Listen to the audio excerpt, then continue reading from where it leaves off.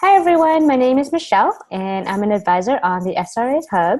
Today's webinar will be about pre-college jitters, and you guys can see I have a special guest with me, so I'm going to let her introduce herself. Hi, my name is Songy Tran. I'm a first year at UC Berkeley as an attended molecular cell and biology major.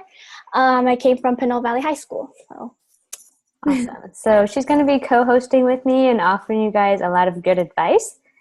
So what I'm going to do is start sharing my screen. Okay. So we're going to talk about dealing with pre-college jitters, dealing with homesickness, and both Songy and I dealt with homesickness, even though we went to college really close to home, like 30 minutes from college. So dealing with homesickness and also some quick tips on how you can transition into your freshman year. So you guys worked so hard to get into college, joined a lot of clubs, taken lots of classes and even community college classes, and you're excited, but you're like, oh gosh, the unknown is kind of scary at the same time. So we recommend trying to get as familiar as possible with your school and to prepare in advance. So Songy, what were some things that you did to prepare in advance? So entering college, I was definitely scared. I was scared from my background. How will I, how will I deal with the academic rigor, especially since I come from a disadvantaged background. Also attending UC Berkeley, the #1 public university, that scared me. But to prepare in advance, I joined a program called Summer Bridge. In this program, this program is designed to help you transition from high school senior to a freshman in college. And I was able to build a very great community because all of us was POC. We were all from the same backgrounds, but from different areas. So this especially helped me build a strong community where it helped me in the future, because I felt like entering UC Berkeley with a class of 400 students, it was important to see like familiar faces and have that strong support system where you can seek help. And definitely Summer Bridge is key, especially with the academics, because it was intensive. It prepped me for the future classes I will take. It helped me build different types of study habits, which really helped me in the fall semester. Mm-hmm. Yeah, and a lot of schools have something similar to Summer Bridge, so you guys can look into it. Sometimes you get an email, but sometimes you might have to search for it. So that's, I think, a really great way to, and one of the best ways to transition, because the classes that you take, you also get credit for it too. And yeah, the more familiar you guys are with the school, the better you're going to feel. And I know you guys did a lot of research into what your school offered when you guys were making your college list or trying to decide, but go more in depth, and the more you know, the better you'll feel. Yeah. All right. So these are some ways to tackle pre-college jitters. Like I said, research your school in advance. So that includes knowing like what resources are there, what kind of tutoring they have, what kind of clubs that they have. So every school has a list of clubs that you guys can check out now. And then what I would do is pull up that list and start, jotting down the ones that interest you, so that, the moment you step on campus, you know where you want to check out or what meetings you want to check out. Most schools have like a big club fair type thing in the beginning of the semester or quarter. So definitely go there, sign up for their mailing list or whatever it is, and get involved. Choose your classes wisely. So that involves looking up maybe potential majors, what classes you need, or prereqs, so you know that the classes you're taking will count towards something. Help your family and friends at home prepared. A lot of students, they're like the first in their families to go to college, and that's a big deal, not only for the student, but also for their family and friends. So if you're in that situation where your parents are nervous about you leaving, or maybe they're not even supportive of you going to college, we can help you with those conversations, but definitely talk to your parents. Or if they're very like, oh, I want you to come home like every weekend, if you're close by, maybe have the conversations like, Mom, I might come like once a month or call you like once a week. So that way they feel better and feel prepared, because I'm sure they feel a lot of jitters too. Connect socially in advance. So join Facebook groups, connect with your roommates ahead of time, and of course, attend orientation. Songy, do you have anything else to add? Yeah, for all the UC Berkeley students, for orientation, you also have this thing called Golden Bear Orientation. It's a week long, so you'll be put in assigned groups, and that's also a way to build a community because most of the students in that group lives in the same dorm as you. So they started that my year. So that's also being implemented for your year. They take you out on many workshops, they take you to many activities, and also take you out to eat. So that's a great way to create networks and friends. They didn't have that when I went to Cal, so I'm a little jealous. Yeah, they started it this week. It was this year. It was really tiring. It was fun. All right, so let's say you get homesick. Totally normal. Like I said, I live 30 minutes from college, and even I got homesick. Yeah. So, and that's completely normal. Give yourself time to adjust. Songy, do you have any tips on how to deal with homesickness or share any experiences that you've had? Yeah, I went to UC Berkeley for upper bound math and science. I went there every summer to take classes. I lived there. I did summer bridge. So I thought entering UC Berkeley, okay, I won't be homesick. I'm used to this. I'm used to being far away from family. But entering the institution is a whole different level because, I come from a very racially diverse community. So, here there was definitely culture shock, even though I live only 15 minutes away and UC Berkeley's in the Bay Area. There was definitely culture shock. So I definitely felt homesick. I miss my high school where I knew everybody. It was very tight knit. I feel very homesick. But with that, I just text friends from home, check how they are. I went home like twice a month and just enjoy my mom's home cooking, meet with friends, and just make sure you keep in contact with your other friends because that's how you can get by, and remember where you come from. And yeah, so that's how I dealt with homesickness. Remember why I'm there, why I'm at UC Berkeley attending higher education, who am I doing it for, and homesickness. Eventually, it won't go away fully, but you'll be able to cope with it. Yeah, and I think that's a really important point. Like, homesickness might be with you for even the first year or even like the first 2 years, 3 years, 4 years. It might never go away, and that's okay. The key is to know how to like deal with it and to talk to others about it. Yeah. And just to be patient with yourself. Mm-hmm. These are other tips on how to deal with homesickness. So get involved early and often. So that means joining clubs, or I know Songy is in an intramural sports for volleyball. Yeah. And she made a lot of friends that way. And I think you said most of them are seniors, so that you were able to ask them for a lot of advice. And yeah, definitely. And they so came from a lot of different types of majors. We had engineering, we had MCB, like me. We had different types of majors that really helped mentor me. Mm-hmm, mm-hmm. Yeah, so something I did like my first couple of weeks is I left my dorm. I live in a dorm, so I left a door open.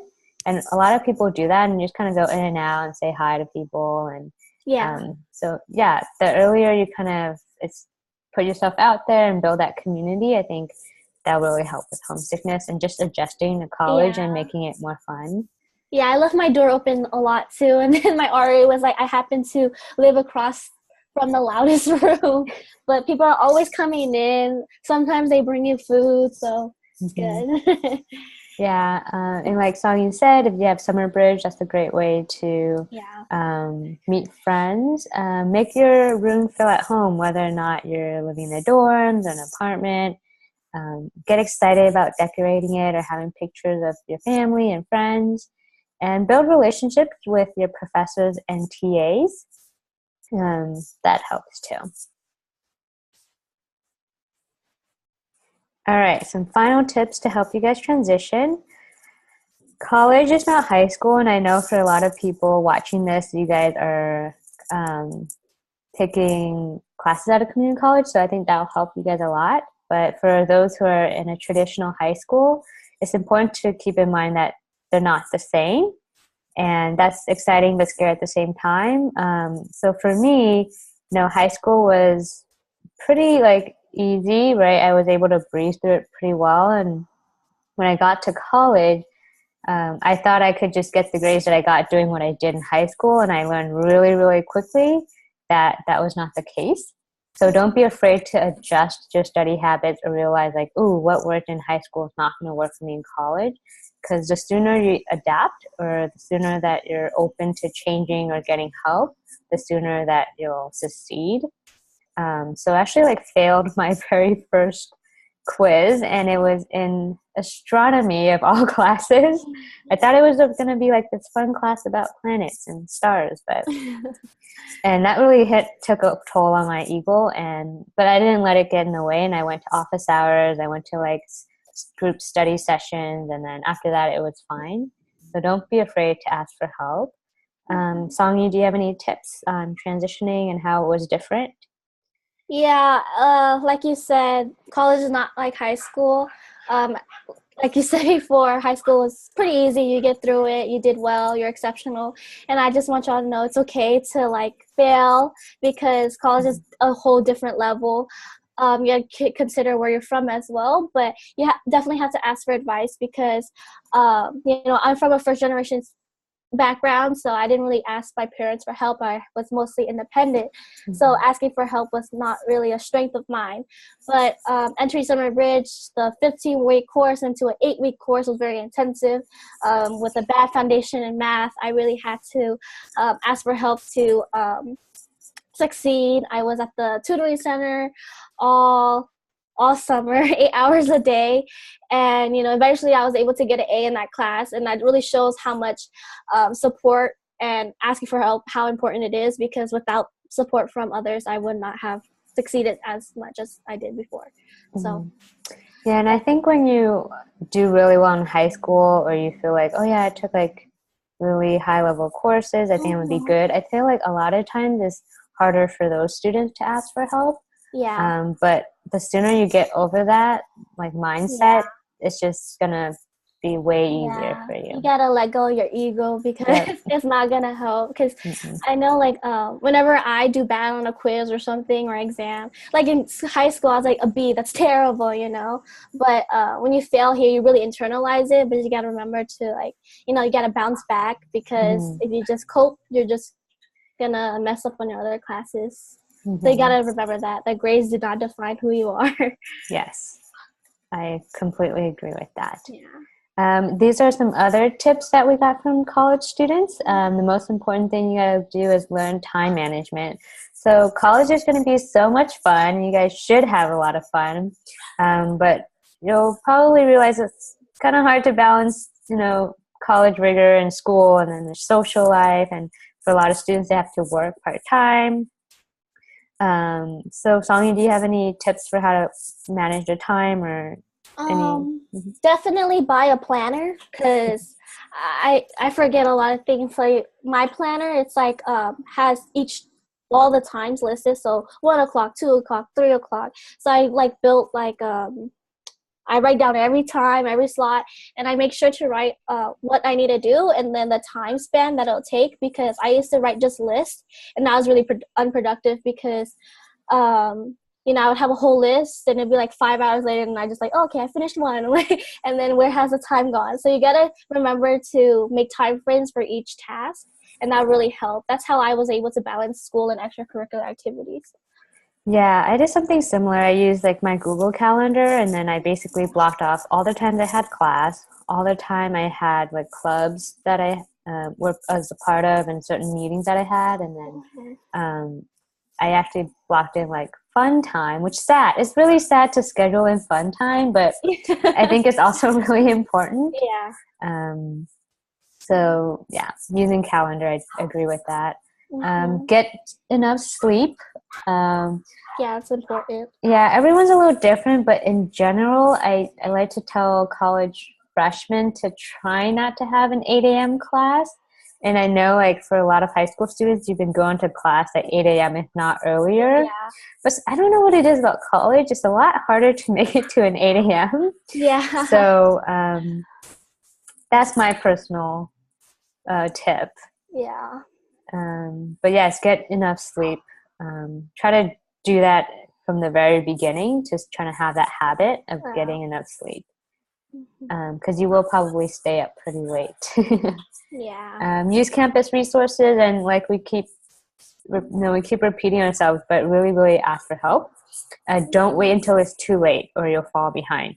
So the moment you realize like, ooh, I just left the lecture, I don't think I got 100% of everything that was presented, I would immediately like go to office hours or talk to the TA or talk to your fellow students. Like, don't wait until like you've already failed a couple midterms or you're like so far behind that there's no way you can catch up. So the moment you don't know something 100%, make sure to ask for help then. Yeah, and they have a building called the SOC, Student Learning Center, and there's free tutoring. So you just go in, there's tutors for all subjects. They even have tutors for writing. I didn't know they had tutors for writing. Mm-hmm. And it's like individual tutors. So you could check that out. And yeah. And most schools have that. So, and it's free. So it's like, why not? Everyone loves free things, right? Yeah. And when I was writing research papers, they actually had like someone who would review my papers and essays for me and help me tell me how to improve it. So the resources are out there. Just it's all for you to take. So don't be shy about doing that. Yeah. We also have the EOP program as well. Oh yeah. So if you're an EOP, you'll get like a special advisor. So reach out to them. We have some time left, so I'm sure you guys have lots of questions for our guests. So feel free to type them into the chat box. The first question is, what times do most college students attend their classes? It varies. So in this case, high school counselors kind of make your schedule. But in this case, you create your own schedule. So anytime I could drop from a class, enroll in class, I have that power. So basically, you're your own counselor. So it depends on you, what you choose. My first semester, class started at 12 for me. This semester started at 9:30. So it really ranges. You determine that. And you got to figure out what's best. Don't be ashamed if you can't take that 8 a.m. class, because if 12 p.m. works for you, then choose 12 p.m. But if 8 a.m. works for you, then choose 8 a.m. Can you reiterate what Summer Bridge is and whether or not it's competitive? Oh, okay. Summer Bridge is a program that you start school in the summer. So you would start this summer. It's a transition program from high school to senior year. So you'll take courses. They choose what courses. In this case, I took pre-calculus and ethnic studies, and you do get units for it. This basically helps you prepare for your future classes as well as build a community. You live in UC Berkeley, so I lived in Unit 3 Priestley. So you can live in the dorm, take classes, and build a community. And the competitiveness, everybody gets in. So you just have to pay for it. But financial aid is very supportive. So I got my whole tuition for Summer Bridge paid for, and also got a refund check. So yeah, and it's different at every school. So you're gonna have to reach out to your specific school. Yeah. Or some Summer Bridge programs are only for students of color, or only just for first generation students. So they have different types of Summer Bridges, and that might range. So look into that. And I think there's also different programs similar to Summer Bridge. Yeah. But it might not be called Summer Bridge, but it's a transition program within the summer. So what is EOP? Oh, EOP stands for Educational Opportunity Program. So as I stated, it's catered to first generation low income students. So if you need that extra help, just come in, talk to an advisor. And I had a peer advisor. Summer Bridge will pair you up with a peer advisor and then help you plan your 4-year plan, choose classes, give you information. It's like basically a counselor, but more catered to you. Okay. Are you currently doing work study or have a job? If so, how does that affect your time? I did do work studies. I worked for Cal Dining. I made wraps and smoothies. I worked 13.5 hours a week, Monday, Tuesday, Wednesday. It affected my time a lot, actually. I believe I did not manage my time well enough because, as I said, it was like Monday, Tuesday, Wednesday. So it was really packed. So I would recommend to like spread it out, do maybe Monday or the Friday or just the weekend. But work studies, they help you out a lot. They understand your hours.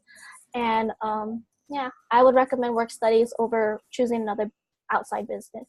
Did you get like free meals since you worked at the Cal Dining? Yeah, I did. Yeah. That's cool. And we have questions about roommates. So any tips for living with a college roommate? And what should you do if you don't get along with them? I can relate a lot to this. So one roommate was my best friend from high school, so we were cool. But then one roommate was a random, and it was not so cool. Keeping it real, Songy. Yeah. So we came from different backgrounds, different socioeconomic status, different perspectives. So we butt heads a lot. But basically, I just told her what I did not appreciate and confronted the situation rather than bottling it up.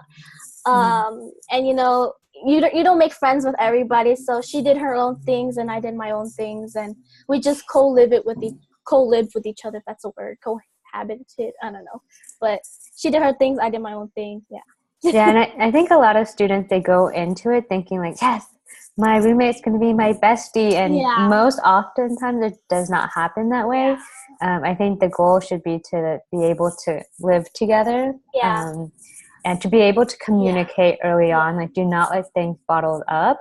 Or I would just have like a roommate meeting in the beginning. I think you guys probably have to have like a roommate contract where you guys talk about like when you guys go to bed, what your preferences are with like music. Should you use the earbuds? Should you just not? Yeah, you guys are required to fulfill a paper and it like cover all of that. So if you can't even come up with it, it'll have like the template you just said. So and like you guys, it sounds a little weird, but like maybe have monthly or bi-weekly check-ins with your roommate, just so you guys have a set time where you will have where you have to talk about how things are going. Or if you feel uncomfortable talking to your roommate or doing any of that, you can talk to your RA. So your resident advisor, who's usually an older student who will be like in charge of the floor. Ask them for help on how to talk to your roommate. And what was I gonna say? I forgot. Never mind. Sometimes you actually be with people you actually like my summer bridge roommates, Grace and Julie. I was best friends with them. We hung out 24/7. I'm actually choosing to house with one of them next semester. So sometimes you get lucky. And just know it's just for a year. Go ahead. Oh, by the way, if you're choosing housing, I would recommend Unit 1, Unit 2, and there's also a new building coming up. It should be done by your year. I think it's called Bancroft. Yeah, choose those. Not Unit 3, because Unit 3 is the oldest, and the elevator always breaks. And I was on floor 6, and it was terrible. But it is the closest to campus, so if you don't want to walk far, then that might be your choice. But I would recommend Bancroft. That's going to be the closest now. Oh, really? Yeah, so it's right in front. They didn't have that in my day. No. Yeah, they didn't have in my day either. They just built it. And also something else to keep in mind is people who do pick let's say a friend to live with in the dorm. Sometimes the expectation is that they'll remain good friends, and what actually happens is that they realize they're really good friends, but they aren't compatible as roommates. So that can also happen too. So the key is just to communicate. And how was dorm food, Songy? It was not good. Luckily, there's Bear Market and Bear Market and Golden Bear Cafe. And then they have a lot of snacks there, and they sell quesadillas. That's okay. Crossroads is okay, but I would say Cafe 3, it's like for vegan people. Sometimes they'll have chicken, but mainly it's vegan. They have an omelet bar, which is good. But overall, I would say it's not good.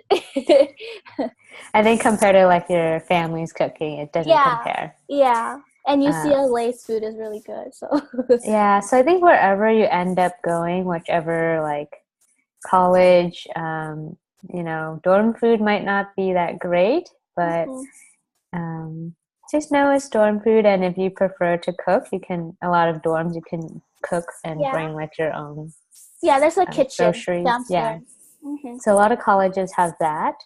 And they also have this food pantry where like you just come down, it's free food, and it's just a lot of snacks, and you just come and grab some for free.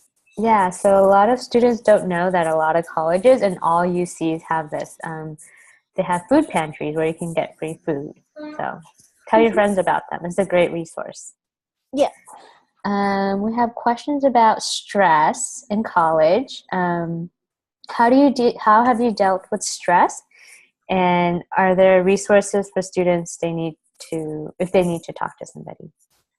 With stress, I play volleyball, so I just stated I'm in intramural volleyball. I go to the gym, so that helps me a lot.